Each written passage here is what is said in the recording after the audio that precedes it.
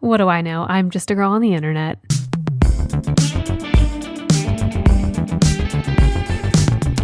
One of my best friends had her bridal shower today, and it was so much fun. I love. I love my friends.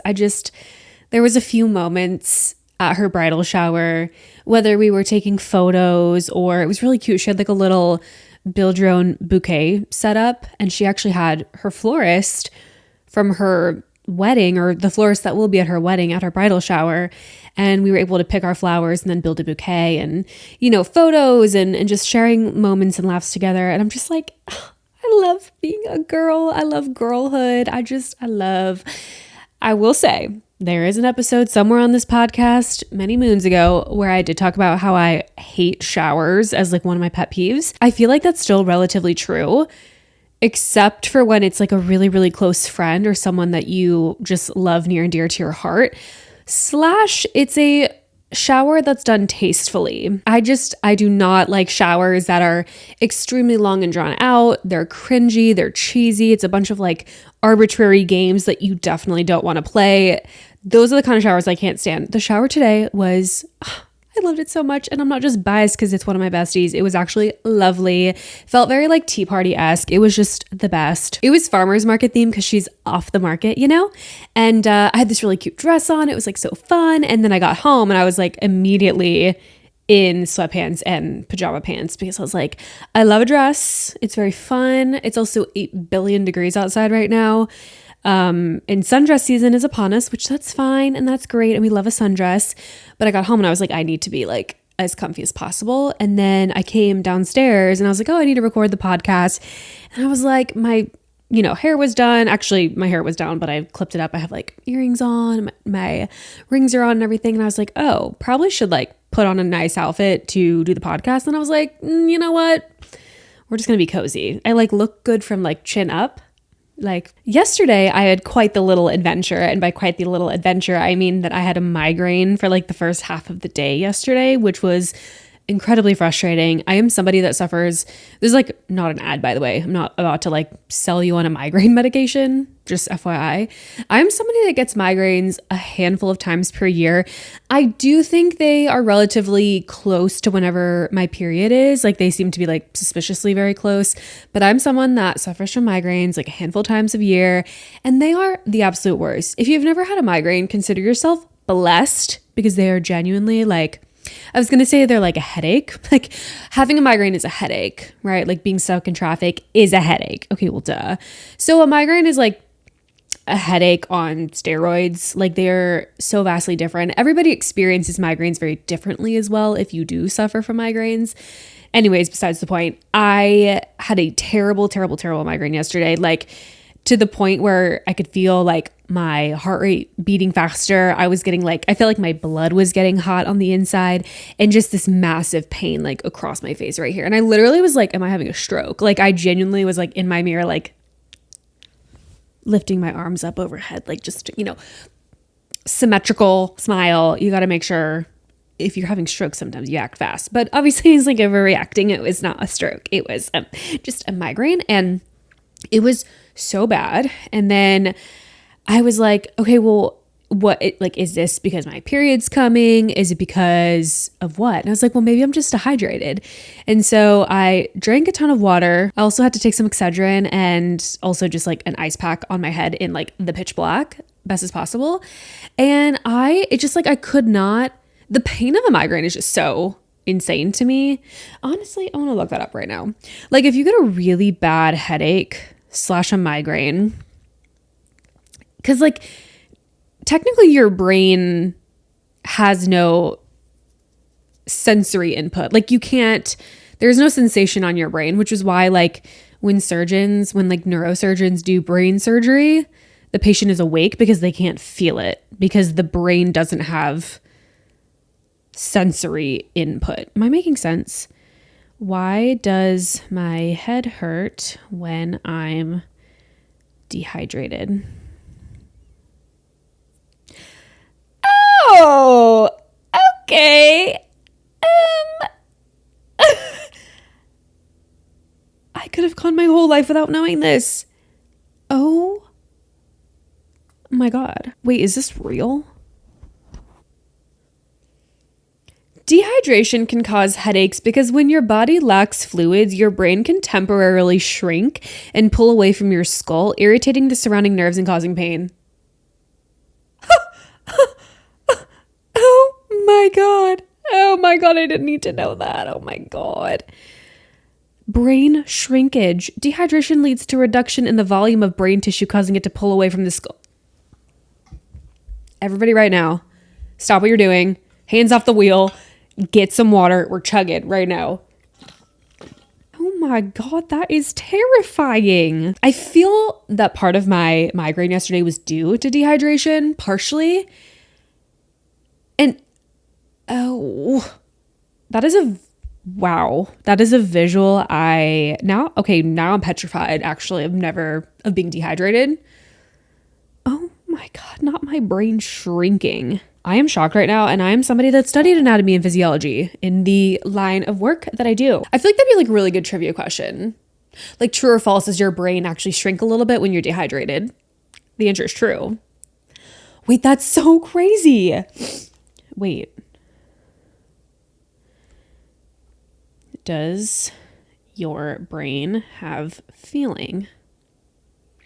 No, the brain itself does not have the ability to feel pain or other sensations, which is what I thought, and I knew that.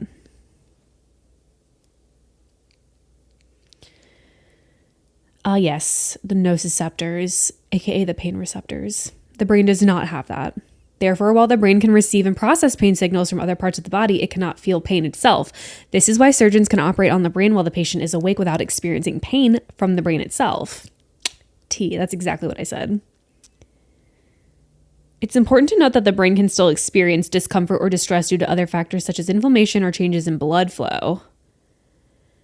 That's insane. That is insane. Obviously, like I said, I studied anatomy and physiology. I have a extra love for neurology and neurosciences and anything to do with the brain and working with patients that have had something wrong with their brain, like a stroke or a brain injury.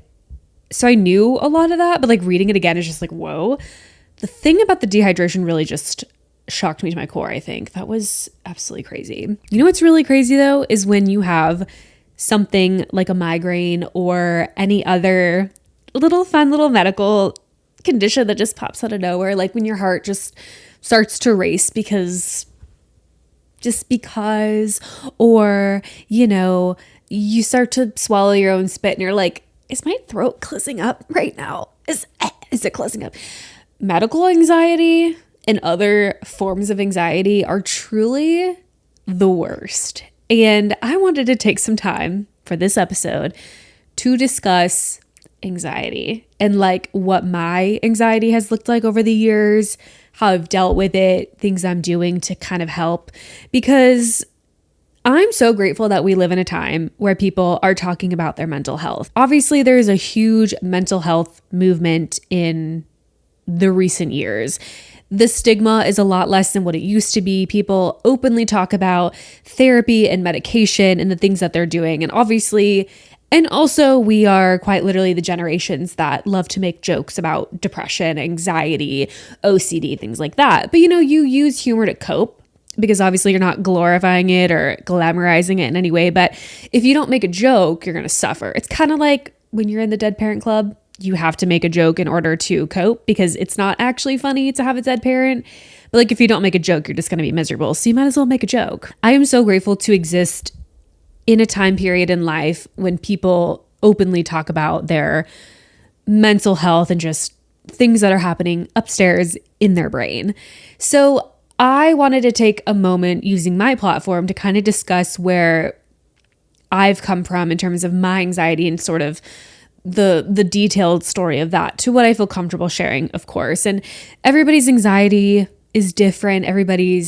If you are dealing with any kind of mental health problem, everyone's looks so different. So to start off, I'm not a doctor. I'm not telling you what to do or what not to do. I am just going to tell you about my journey with anxiety, what has worked for me and what hasn't. If you feel that you're experiencing any kind of anxiety, depression, OCD, any negative thoughts, anything where just your daily life is afflicted or affected, please contact a doctor or reach out for help. Okay. Your favorite TikToker and influencer, they can only help so much and they're not qualified. Again, this is just me out loud yapping about my anxiety. But back to the migraine thing, it was just, there are still moments with anxiety that you will think to yourself for a split second, like, am I dying? Am I having a stroke? Like, what's happening? I don't believe that I have like a medical anxiety, but I know that there are types of anxieties that do stem around medical things or believing that yes, you are having a stroke or yes, you have cancer, things like that. But the way that my anxiety has affected me over the years, I think has oddly shaped me into the person that I am, but it has been just one hell of a ride. And it's interesting to look back on my life and remember really specific moments and think, wow, that wasn't a normal thought. That was pure anxiety. Like, it's such an interesting concept because it's like if you don't suffer or deal with anxiety, it doesn't really seem like it's a big deal. It's like, oh, everybody worries about something or everybody gets depressed once in a while or, you know, everybody worries about things. But anxiety just takes your worries, your troubles, your thoughts to a completely new level where you're like hyperfixating on it and you're thinking about it all the time. You're thinking about it more frequently than others, or it's like the only thing that you can think about. And I remember being at a very young age, like, I mean, I feel like my earliest memories of something that had to do with anxiety was elementary school, if not before that. And look, you know those moments in life where you're like, I can remember being in kindergarten and I can remember what the boy sitting next to me said on a Tuesday right before we went to lunch. But then if you're like, what did I have for dinner last week? Couldn't tell you. Those like certain memories that just stick in your head. I can remember many, many moments in elementary school when something happened and it triggered an anxiety response, and it was something that I just could not let go of. And looking back as an adult, looking back on that moment, being like, I was dealing with anxiety at that young of an age. But as you're growing and as you're aging, like you're not really thinking, oh, this is anxiety. Like this is what I'm dealing with. This is just how life is, or this is just, I'm just like a nervous Nelly, or I'm just a worrywart or whatever.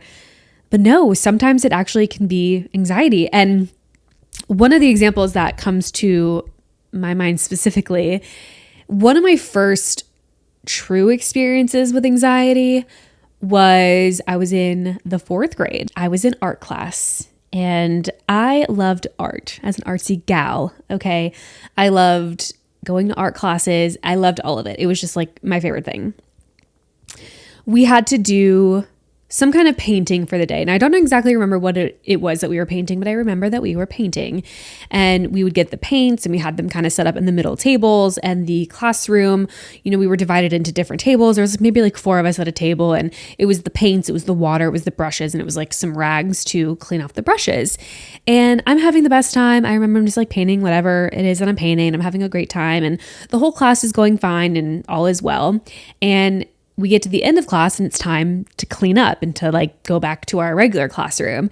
And as we're cleaning up, I remember in my head as like a little 4th grader being like, ooh, well, if we're going to clean up, I want to get my hands with a little bit of paint on them. Cause like, why not? I wasn't trying to like be a menace and like, you know, dip the paint all over the table and the chairs and like ruin anything, my clothes. I just wanted to take the paint, what was going to be thrown out anyways, and like rinsed off in the sink. So I took a little bit of it and I just took it and I rubbed it on my hands like this. I remember thinking nothing of it other than there's like a glob of red paint in this little tray on the table. And like I said, it's going to be rinsed down the drain or thrown out. It's going to get used and wasted. So I'm like, you know what? No one's looking. I put my hand in the tray of red paint and just kind of gathered it and put it on my hands. And I just remember doing this, rubbing my hands together, and I looked at them and I was just like, oh, that's cool. And me thinking in my head, okay, I'm going to go like wash my hands off now. Like that's all I wanted to do. And genuinely, it was an innocent thought. I was like, this is all I wanted to do. Just put a little on my hands and like go forth. I wasn't trying to like again, make a mess. I didn't want to cause a disturbance. I just was like, hee to myself. Like it was harmless. And my art teacher, Mr. Metzger, if you ever listen to this, you traumatized me, sir. He called me out from many desks away. Like he was at his little teacher desk and he goes, Nelson, what are you doing with that paint on your hands? What are you, a little kindergartner? That's ridiculous. You're acting like a child. Okay, well, I actually am a child. So sorry that I had a little bit of an intrusive thought and I just wanted to put paint on my hands. Like there was no need to scream at a fourth grader, mind you, whatever. And I remember just like turning beet red and I'm sitting there and I'm getting hot and flustered and I'm just like, okay, no one was supposed to see me. I just wanted to put paint on my hands and go wash it off. And he said, because you're going to act like a child, you're going to sit there and you're not allowed to wash your hands. And I remember thinking, this is like the part of my story where I reference my anxiety. I remember sitting there and I think a normal person would have just been like, oh, well, man, oh, shucks, I can't wash my hands. Like whatever a fourth grader would say. Oh, I can't wash my hands. And just like mope about it. Myself, on the other hand, I sat there and when he said, you're acting like a child, you're not allowed to wash your hands, you're just going to kind of deal with the consequences of acting like a child. I remember sitting there and I'm looking at my hands and my heart is pounding in my chest. I literally remember this like it's yesterday. I'm sitting in the chair at the table. Everyone around me is cleaning up. And all of a sudden, like my chest is pounding. It gets like very echoey and very like out of body experience in that moment. And my heart's pounding and I feel I'm just getting like hot on the inside and I'm staring at my red, because it was red paint, I'm staring at my red hands. And I remember this is so dramatic, but it's real. I remember my entire life like flashing in front of my eyes. It's so dramatic to say because people are like, oh, I almost got killed in a car crash and my whole life flashed before my eyes. Oh, nope. I had paint on my hands. But anxiety is so crazy like that. I remember my entire life flashed before my eyes. I literally vividly had these like slideshow photos like pass in my head. One of them was me graduating from high school, like me walking across the stage with a diploma with my hands being red. One was me driving a car for the first time with red hands. Literally a flash in my head of me getting married, like on my wedding day with red hands. And then there was like one other thing that I can't remember, but there was multiple series of like big events in my life that I, as a fourth grader, they were flashing like a million miles an hour. And I think I was literally sitting there like, the paint is going to dry. I'm going to have red hands forever. I made such a big mistake. This is so horrible. I'm the worst. This is so bad. This is so bad. This is a permanent thing. And I can't believe I messed up and my entire life is ruined. And it just was like so much panic and anxiety over such a small thing that you would not imagine thinking twice about or being like, and I don't even know. There's anxiety sometimes just doesn't have an explanation. So for me to not be like, oh, I can just go wash it off in the sink like later, like this isn't like like tattoo ink. Like I don't know. There was just no linear normal thought going through my head in that moment. I just was like, this is my life now because me, I fucked up. Like I'm just stuck with this.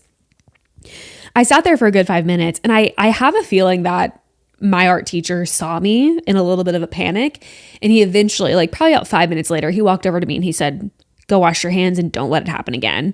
And I remember running to the bathroom, and our art class was like connected to the gym. So it was like the gym bathrooms. And I remember going there and scrubbing my hands. And I'm just like crying my eyes out. And I remember just like scrubbing them. I was scrubbing my hands like until they were like raw, basically, because I was so freaked out that I had made this insane, immature decision. And I was going to potentially live the rest of my life with red hands, which again, that sounds so ridiculous. But mind you, I'm in the 4th grade and anxiety is just not logical.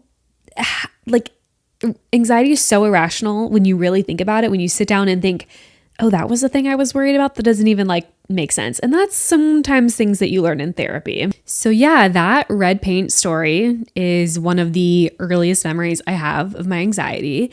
And I could name so many other instances beyond that, but that was just like one that always stuck in my head.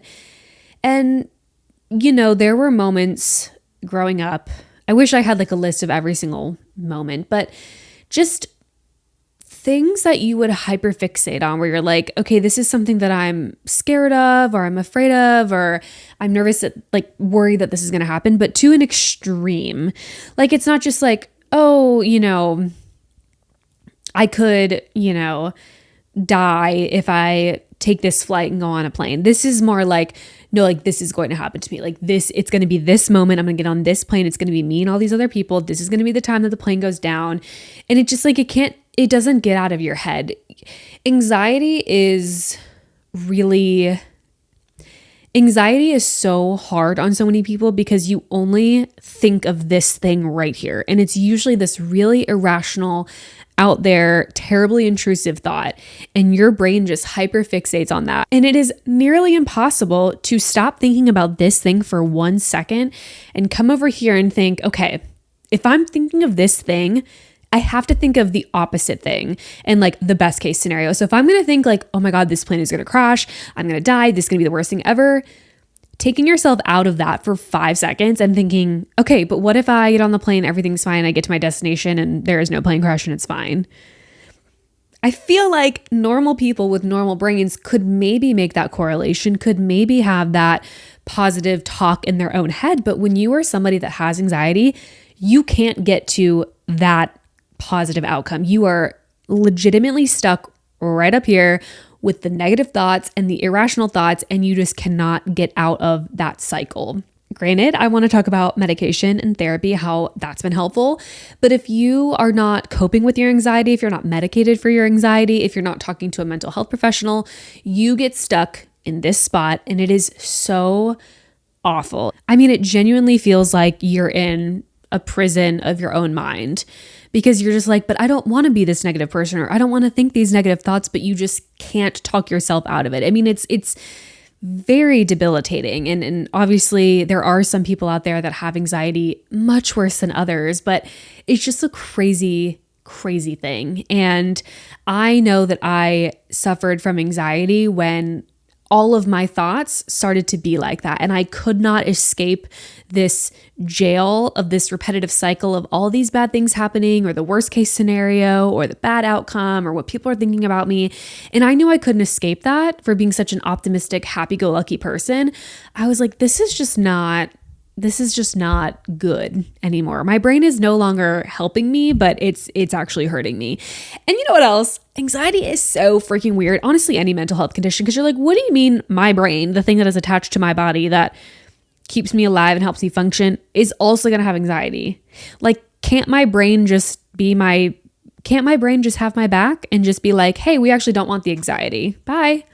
Hey, actually, we don't want the OCD. You go ahead and get out of here. No, like your brain allows your brain to have anxiety. Like, sorry, what? That's crazy. I did put up with my anxiety for majority of my life.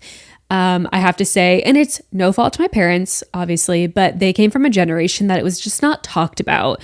Mental health was not discussed. It was, oh, if you're going to a therapist, like you're going to a shrink, and like you probably have something wrong with you. And it just, you deal with it and move on, or you drink or whatever. Not that my parents did, but like you drink and move on, or you do drugs and move on. And it's like, you just cope and like keep going.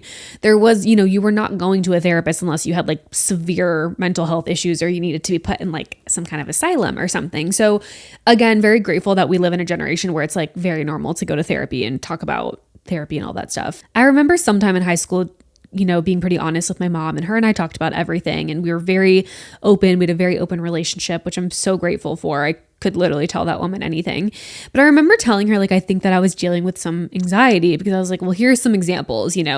I worry about things I can't change. I, have trouble falling asleep. I, find it hard to socialize or put myself out there. I'm always thinking worst case scenario. I'm overly aware and overly conscious of what people think about me, what they're saying about me, all of those things. And I just remember her, telling me, and again, no fault to her own and whatever, but I remember her just being like, that's just like a normal way of life. Like, you're just a teenage girl just experiencing changes, and, it's easy to be self-conscious, and it's easy to be, thinking negative thoughts about yourself or whatever. And so I was like, oh, okay, maybe she's right. It's my mom. Of course she's right. So, here I am thinking all this time, oh, it's just nothing. I'm just like overreacting, and this is not actually what anxiety is. I also gaslit myself for so long with anxiety. I was like, well, if I can function day to day and I can sleep okay and I can, be a somewhat functioning member of society, then it's not that bad. And that's like a thing I have with mental health is like, it doesn't matter how bad it is. If it's still a problem, then it's still a problem. It doesn't matter if it's affecting you this much or this much. If it's in any way changing your day-to-day life or how you're thinking or how your relationships are, then it's a problem. That it's just if you decide you want to do something with it or not. It does not have to be so severe and so extreme that you can't function at all for it to suddenly be an issue. It can just be this teeny tiny amount of anxiety. And if it's bothering you, then don't put that on the back burner. If it's bothering you, it's bothering you. It doesn't matter how bad it is. That's actually advice I give to my patients a lot. Working in physical therapy, I see patients with injuries. Obviously, people get physically hurt or whatever, but I'll have patients that have very minor injuries on like a list form compared to some that have really major injuries. And I'll have patients with maybe a sprained ankle and they're like, oh, I just feel like I'm complaining too much about pain. Like, it's not that bad. Like, it's like an 8 out of 10, but it's like not that bad. And I'm like, I don't care if you're my sprained ankle patient or you're my patient with significant polytrauma with multiple broken ribs, maybe a broken pelvis, broken femur, broken arm. Like if you have all of that, or you're just the sprained ankle patient, like I would argue pain is relevant. It doesn't matter if you are 1 injury or 100 injuries, you're both relevant and you're both allowed to act on what it is that you're dealing with. You know what I'm saying? Like it's not a contest of like, well, they have it worse than me, so like I shouldn't complain. Like, well, this person has 42 broken bones. I only have a sprained ankle. So like I shouldn't be complaining. I shouldn't really say anything about it. I can just suck it up and deal with it. No, like you're equally going through something. Is it different? Yes. But is it going to affect your life in some capacity or your functionality? Absolutely. So then I vote you should do something about it. And I feel the same way with anxiety. I've had this conversation with many people. They're like, oh, but my anxiety is not that bad. And then I ask questions like, okay, well, does it affect your sleep? Does it affect how you make decisions? Do you feel like you can't socialize? You feel like you can't do XYZ? And they're like, yeah, actually sometimes. I'm like, well, there you go. That's like criteria to do something about it. It does not have to be an extreme or a severe to finally do something about it, because you don't want to get that bad. Like you don't want to be at, this last straw situation where you're going actually insane to then be like, oh, now I should deal with it. You nip things in the bud. You don't let your pain get to 10 out of 10. If you can, manage it with a Tylenol and an ice pack, you're going to do that. So why don't we do the same for mental health? We nip it in the bud. We don't want it to get to that point where you're in the land of no return and you are miserable and you can't do anything. So one tip I have is don't gaslight yourself. Even if you think you have a mere little speck of anxiety, that counts. It's not a competition who's more anxious or who's more OCD or who's more depressed. It's not a competition. If you're dealing with it, you're dealing with it. So this is for you. If you're gaslighting yourself and you've been telling yourself for so long, like, oh, my anxiety's not that bad, I don't need to go to therapy, or like, I'm fine. This is your sign that you should take care of it, because it doesn't matter how bad it is. It's still a thing that exists. Okay. It's still a problem and you should deal with it. Okay. It does not matter on what scale it is. And, after some discussions with my mom and my friends and, also a little bit of me gaslighting myself, being like, it's not that bad, I just dealt with it. All through high school, I did nothing about it. I was not on medication. I wasn't in therapy. I just was a nervous Nelly kind of girl. And I'm talking about like ass sweat. Okay. I would get rapid heartbeats, like palpitations. I would overthink to no end. This is also largely why I didn't date in high school, because I was terrified. I literally was like, at the ripe age of like 14, which is insane as a child, but at the ripe age of 14, I was thinking, oh my God, I can't date this guy because we're either going to get married or we're going to break up. Hey, so that's crazy. Why, as a 14-year-old, is that the first thing that you're thinking of? Hey, we're either going to get married or we're going to break up. Hey, do you ever think that you can just date somebody just for fun, for experience, because you like them? I was so far gone in high school that I was like psyching myself out. I remember thinking like all of these things. Like I just remember being like, I can't let a guy be interested in me because I can't let them know that I don't have good dating experience and that I'm nervous and that like it just, everything freaked me out. And it was so hard for me to date or ever like be with a guy because I would just have these like sort of commitment issues where I'm like, I need you to lock in. I need you to lock in and lock down. Which, hey, by the way, that is super toxic. That's also not a very good mindset to be in at 14 or at any age. We've grown from that, obviously, but that was something that I dealt with that I did not realize was anxiety. There were moments when I did not want to hang out with my friends or make new friend groups. I was also friends with the same group of girls from middle school-ish. I made a few new friends in high school, but middle school-ish to like, I'm still friends with them now. Like there's a handful because it was just this anxiety thing. It was just a comfort, like a security blanket to still have these same friends.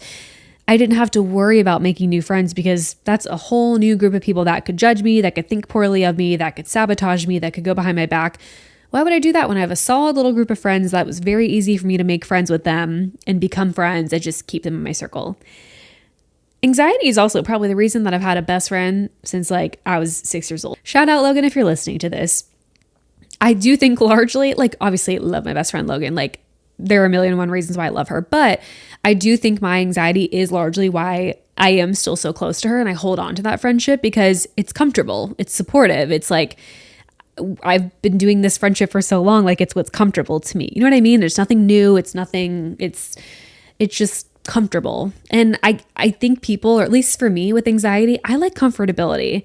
I like things to be the same and easy and routine. And I don't like a lot of new stuff. And I just like things to be status quo because that's easy and I don't have to worry about any surprises or anything that's going to freak me out. Okay. Fast forward to college years, definitely dealt with stress and anxiety just because I'm a college student. But that's when I noticed like my anxiety started getting pretty bad. I felt that I was isolating myself a lot. I didn't really consider myself very social either at this point.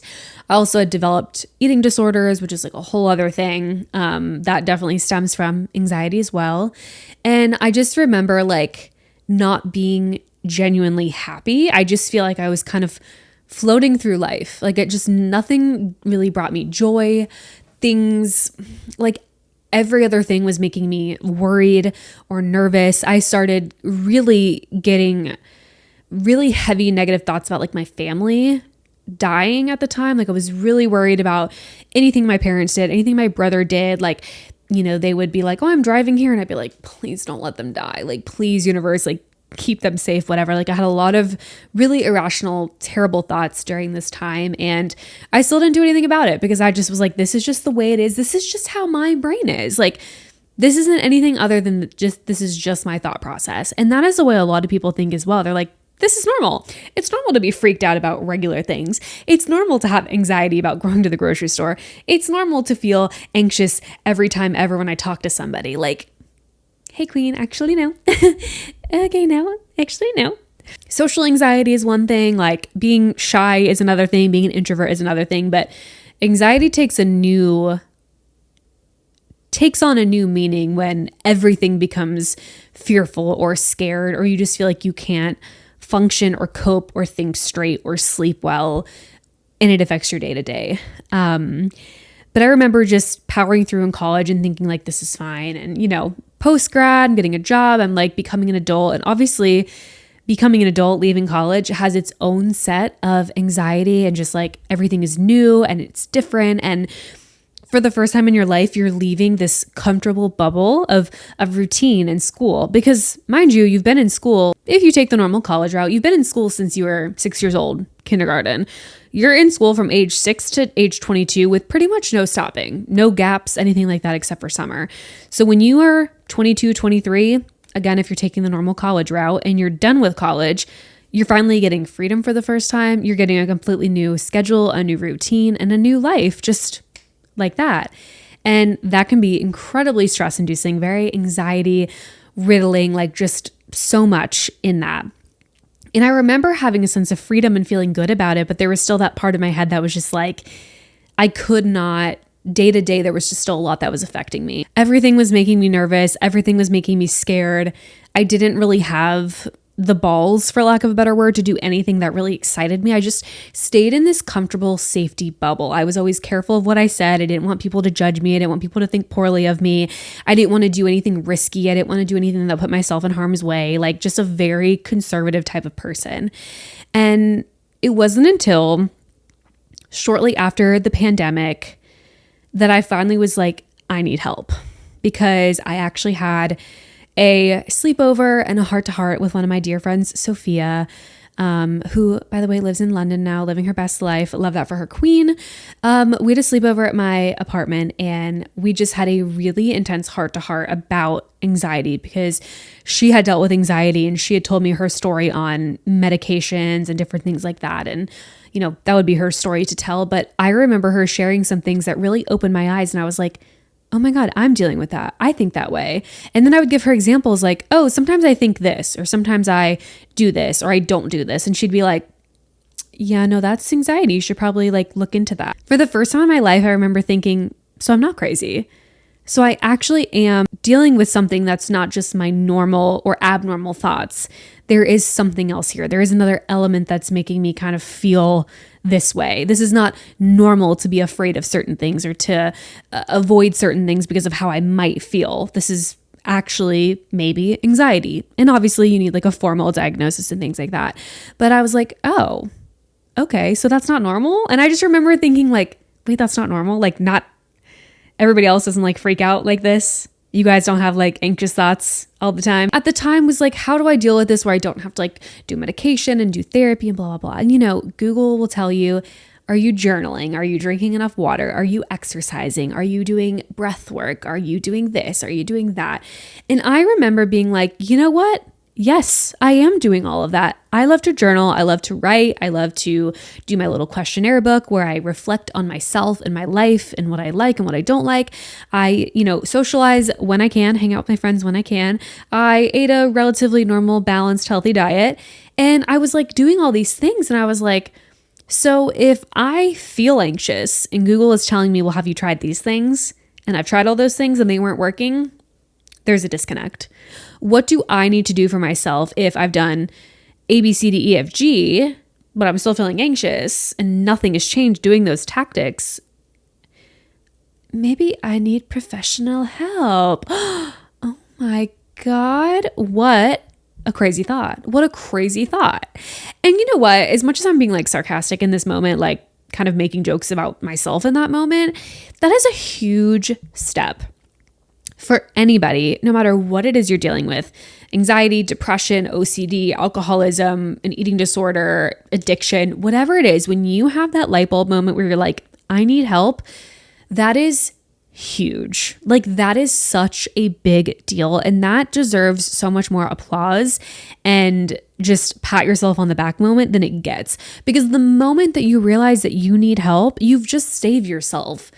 You've just saved yourself from so much stress and feeling awful, and you really just are allowed to be and reach your full potential after that moment of realizing, hey, I need help. Hey, I actually can't do this alone. And that's kind of what I envisioned with my anxiety. I was like, this isn't, oh, I'm weak, or I can't believe I'm dealing with this, or I'm just like another crazy person with anxiety. This was just like, hey, I just need help. This is something that I can't conquer alone. This is just something that I'm going to need help with. I'm just going to need this kind of assistance. And there's nothing wrong with that. If you're drowning in the lake and someone throws you a life vest, are you going to take the life vest, or are you going to be like, no, I don't need that, and keep continuing to struggle until you drown? You're going to take the life vest. So if you realize, hey, I have anxiety, hey, I'm not feeling great in my brain, something ain't clicking up here, grab the life vest. Get the help that you need. Take the help for what it's worth. Don't just be like, I don't need the life vest, I'm too cool for it, or no, that's weird, or no, I don't need it, I'm good, I promise. No, grab the life vest. Grab that flotation device, queen. Get yourself the help that you need and you deserve. It's like a world of a difference, honestly. And for me, that was at the time, because I didn't know where to start. And it is scary. Like, where do I start? This was also post-pandemic. So I tried to make an appointment with my primary care doctor, and it took months to get in because COVID obviously set everything back. And then like those people were trying to make appointments. It was just like a whole hectic thing. So I was like very low on the list to get an appointment. And I just remember going to my doctor for like my annual physical or whatever. And I just remember being like, yeah, everything's good. Like, I'm eating okay. I'm exercising this, like, oh yeah, these things are great. Can I talk to you about anxiety for like 2 seconds? Like, I'm dealing with this, and this. And, she was asking me like kind of basic like questionnaire sort of thing. And I'm sure this is like required as a doctor, but very basic. Like, she wasn't a psychiatrist. She wasn't a psychologist. Like, these are just basic kind of yes and no's. Are you having trouble sleeping? Do you have intrusive thoughts? Do you feel like you worry about things you can't control? Do you feel like, you are more of an introvert because you're afraid to do XYZ? And I remember just being like, yes, yes, yes. And then those same questions of, well, do you journal? Do you exercise? Do you eat well? Are you managing your stress? Are you doing this? And I remember being like, yeah, no, I'm doing all those things. And she's like, sounds like you might have anxiety. Have you tried medication? And I was like, no, but I've heard good things. So it was 2021 was the first time that I got put on medication for my anxiety. And I was on, what was I taking? I need to look it up because I don't even remember. I was on Effexor, so venlafaxine Effexor, which was an SNRI, so a serotonin norepinephrine reuptake inhibitor, an SNRI. There's also SSRIs, which are selective serotonin reuptake inhibitors. And then there are other types as well. But I remember she prescribed me Effexor, venlafaxine, and I was started on a low dose, didn't know what to expect. And I did notice a difference after several weeks, if not several months. I was like, okay, like I remember like there was a shift because it would just be like me going about my day, like whether this be going to the grocery store, like going to the pool at my apartment or whatever. There was just like, it was quiet for the first time in like my entire life, because my anxiety, not only was it just like day to day was affected, I was more introverted because I was afraid of making friends or going out, but my brain was always like just a million miles an hour thinking about, work or school or this or my body or calories or this or what someone's thinking about me or this or someone dying or something. Like like my brain was like what felt like a slot machine, just like constantly spinning, just different scenarios, different categories, different things that just made me anxious, that were just, whether they were intrusive or they were irrational or they were fearful or they were fear mongering, like just my brain was always thinking of something or the next thing or the next hat to drop or the next thing to go wrong or something that could go wrong or something that could maybe partially potentially go wrong. Like there was never a moment of just like peace and quiet. I was always thinking of the next bad thing that could happen, something bad that could happen to me, something bad that could happen to someone I love, a mistake that I made 5 years ago that I can't stop thinking about. Like there was never a moment of quiet in my brain, ever. And to go on this medication, and after, weeks to months of taking it and letting it kind of kick in and do its thing, I remember there was a moment where I was sitting at the pool at my apartment, and previously, like with my anxiety and like body dysmorphia and things, like always this like ticking in my head of like, everyone's looking at me, everyone thinks that I'm fat, everyone's staring at. And I remember being at the pool after being on medication, and I remember thinking, do you hear that? It's silent in my brain. There is no noise.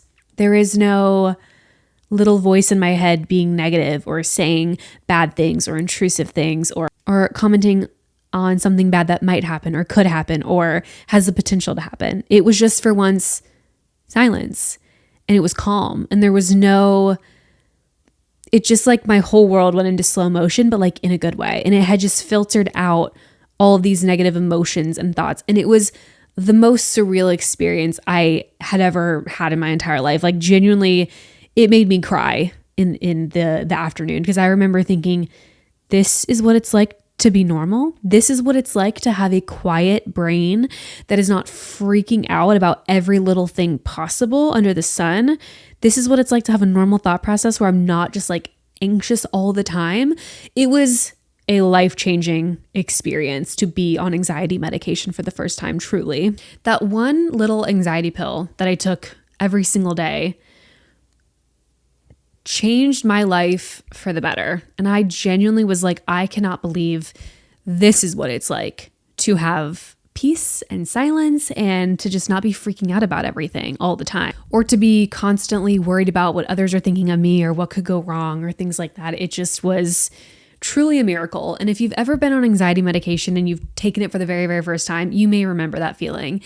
And I'll say this, anxiety medication, antidepressants are not for everybody. It really is trial and error with your doctor, obviously with a medical professional, but I genuinely cannot believe the transition of my life in a positive direction because of anxiety medication.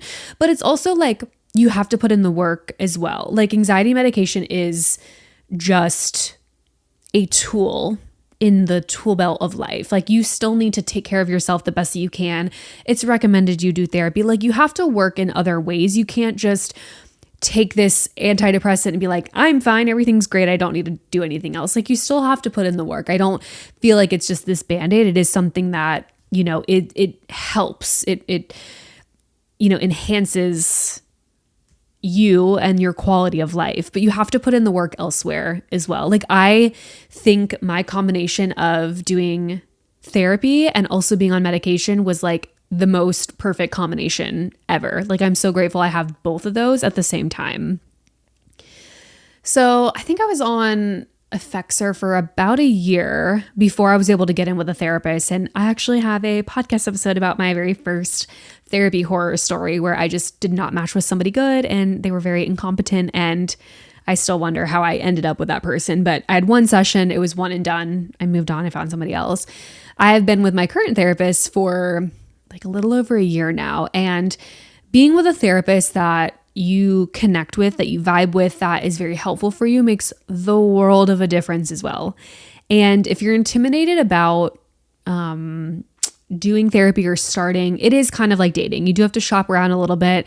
Obviously there's a wait list or you have to, wait some time to be assessed and then get in with somebody. But I'm so grateful that I did jump through all those hoops to find somebody that I like, that I didn't just stick with the first therapist that I was given because that was the easiest. Like I bounced around to a lot of different therapists before I landed on the one that I'm with now. And I'm so grateful that I did that because her like teaching style and the way that she helps me and communicates with me, it's on my level. It's what works for me. She's not, giving me advice and giving me tools that may help somebody else. Like she has it very custom and very personal for me, which I love.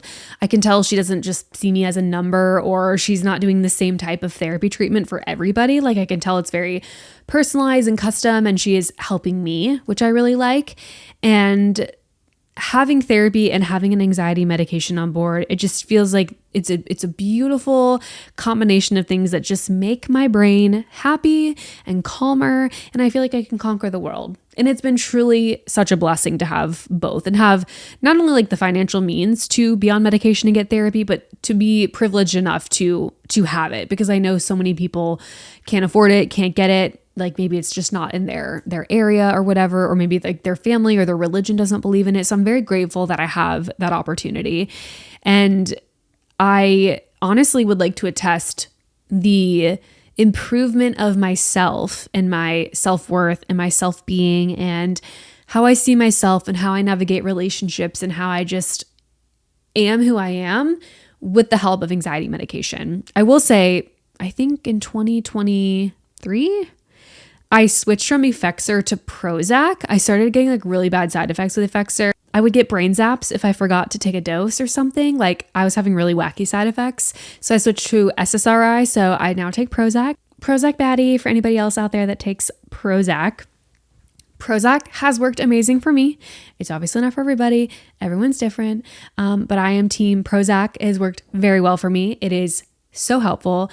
Again, it is not a blanket. It is not it's not a cover up for me still working on myself and taking care of myself and going to therapy and putting in the work of, again, relationships and friendships and putting myself out there and things like that. But it has been a very helpful tool to silence my brain when it needs that silence, when I'm feeling incredibly anxious or worked up about a situation. Also like the death of my mother, having anxiety medication on board for that was incredibly helpful. It softened the blow a lot. And that's what I feel like anxiety medication does. Like, it just softens the blow. It doesn't like completely take it away or make your life like perfect and shiny.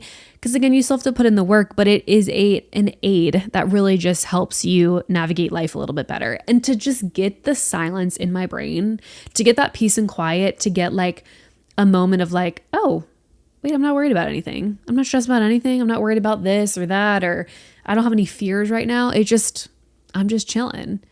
So the whole like migraine thing that I mentioned at the beginning of the episode, when I had a quick moment of like, my God, my head is throbbing bad, my heart's racing, and I'm getting hot, am I having a stroke? If this was me like 7 years ago, I would have been on that all day. I may have actually even almost called 911 because I would have been so petrified that I was legitimately having a stroke, that this was it for me. I was going to die. I was going to fall over dead. Like, it was bad. Me now, I was like thinking, okay, I don't feel good. This is like, it really hurts. What if I am having a stroke? And then I kind of was like, okay, but what are the chances of that? And, I'm checking my pulse and I'm doing certain things, like making sure I'm kind of like ruling myself out for a stroke, which granted, there are things that can happen that you can only see on like an MRI or whatever, but I was more realistic. And that's what my anxiety medication has helped with. It's like, okay, if you're going to think of this super negative, crazy out there scenario, you have to think of the polar opposite of that. If you're going to think of worst case scenario, you have to think of best case scenario. That's the only way to be logical. Because yeah, you could get on a flight and the plane could crash, but you could also get on the plane and have a totally normal flight and get from point A to point B. Like, yeah, you could be struck by lightning, or you could just be in the storm and like the lightning and thunder will pass and you'll be okay. So that is something that I've learned from my therapist, is like, if you're going to think of the worst case scenario, if your brain's going to force you to go there to worst case scenario, you need to force your brain to go to the best case scenario and think, what is the best outcome that could happen? And the rest is up to life and the universe and the choices that we make or don't make, right? Because we can't like predict something that's going to happen, or we can't, we can't change the outcome of our future for a lot of things. Like, we can't just pick and choose how things work. We can hope for the best, or we can, manifest things for ourselves, or try and put in the work on our end. But obviously, like, the universe or God or whatever it is you believe in has things set up in a different manner. So instead of thinking of just that negative all the time, you have to force your brain to think of a positive outcome as well. And then somewhere on that spectrum, one of those things is going to happen. It's either going to be the best case, or it's going to be the worst case, or it's going to be some sort of combination in the middle. And the rest is up to, again, life, the universe, God, whatever. There are some things in life that are just out of your control. But when you put in that work, when you're getting some kind of therapy, if you choose to medicate, if you choose to do something about your anxiety to help your life function more smoothly, more seamlessly, to have less negative thoughts, less intrusive thoughts, and a lot more peace and quiet, it is beautiful. It is truly, truly beautiful. And I could not recommend taking control of your anxiety or your depression or OCD or whatever it is, and taking it seriously and like genuinely bettering yourself, giving yourself an opportunity to see how you feel, see what your life could be like if you made little tweaks, see what kind of things are impacting your day-to-day life, and then going from there and taking that step to say, like, you know what? I need help. I need help with this or with that or whatever. And again, medication's not for everybody. Therapy's not for everybody. Maybe you do one, maybe you do both. I personally am a big fan of both, but again, that's just been something with trial and error that I have learned works best for me, and it just works for my life. So I highly recommend taking care of your brain and your mental health. And I know that's a lot easier said than done, because again, finance, circumstances, quite literally just having the energy to like get up and Google like a doctor or someone to help you, I get it. But if you're able to do it, I think you should take control of your life in that way and just realize how much better you can feel and how much more control over your life you feel like you have. Because anxiety and a lot of mental health conditions are no joke. They can be very paralyzing. They can be very overwhelming. They can, really, really, really, really, really affect your life, your day-to-day, your relationships, how you perform at school or work or whatever. So if you feel like you're dealing with any of that, first of all, just know that you're not alone. I'm right there with you. myself, as well as like millions and millions of other people, you are not alone. Talk to your friends, talk to your family, talk to counselors, anybody that might be able to help you and also steer you in the right direction. I personally will leave some links in the description of this video or this audio if you are wanting or needing help and this is your sign to get the help that you deserve and use those resources to your advantage so you can live a better life and you can just feel better about your brain and just all of those sorts of things. So again, if you feel like this resonates with you, I will leave some links below. But anxiety, again, speaking from personal experience, is no joke. It can be very debilitating and very difficult to live and progress with a normal life. And I would tell anybody that needs to hear it that therapy and anxiety medication has been such an amazing tool in my life. And I'm so grateful that I have that opportunity to have those things in my life. And I do feel that it has made me a stronger person, both mentally and like spiritually. I feel like I am the better version of myself now because I have those things kind of in my court as well. So all of that to say, mental health is important. Please take care of your minds and your body. But, we're so quick to be like, take care of your body and, go to the doctor if you have a broken leg or a sprained ankle. But like, no one's ever thinking of like our brains and like all of that. And your brain is so important and you need to take care of it and take care of yourself and your well-being. So, and you know what else I have to say? Bad bitches take care of their mental health. So if you're a bad bitch, take care of your mental health. And if you're not, then you're not. And that's lame because you want to be a bad bitch. So take care of that brain, queen. Okay. And queen is also very gender neutral. Anybody can be a queen, by the way. Thank you guys so much for listening. I think I'm going to wrap it up here. I feel like I started to ramble a little bit, but it's my podcast. I can do whatever I want. Thank you guys so much for listening. Take care of yourselves, of your brain, of your mind, of your soul. Thank you for listening. Check this out over on YouTube, Girl on the Internet Podcast. Please subscribe if you care. You can also leave a review over on Apple or Spotify, Apple Podcasts or Spotify. Share this with somebody that you think would resonate with it. Also, like, spread the word of the podcast. Like, cool people listen to Girl on the Internet Podcast. So spread the word, spread the links. Thanks for listening, and I will see you guys in the next episode.